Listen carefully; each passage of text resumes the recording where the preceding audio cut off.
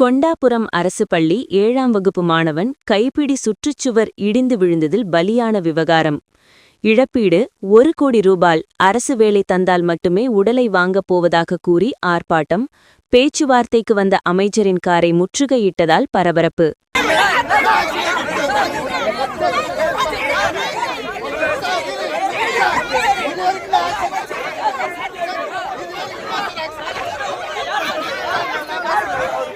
திருவள்ளூர் மாவட்டம் ஆர்கேபேட்டை அருகே கொண்டாபுரம் கிராமத்தில் அரசு பள்ளி கைப்பிடி சுவர் சரிந்து அதே பள்ளியில் 7ஆம் வகுப்பு படிக்கும் மோகித் என்ற மாணவன் சம்பவ இடத்திலே உயிரிழந்தார்.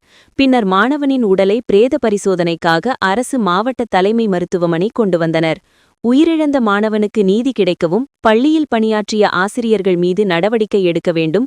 அதேபோல் மாவட்ட ஆட்சியர் மாணவனின் குடும்பத்தை சந்தித்து அந்த குடும்பத்திற்கு 1 கோடி நிதியும் அந்த குடும்பத்தில் ஒரு அரசு வேலையும் வழங்க வேண்டும் என்று சுமார் 8 மணி நேரத்திற்கு மேலாக மாணவனின் உடலை வாங்க மறுத்து தொடர்ந்து காத்திருப்பு போராட்டத்தில் ஈடுபட்டிருந்தனர்.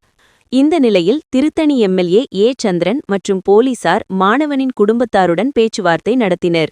பேச்சுவார்த்தையில் உடன்பாடு ஏற்படவில்லை.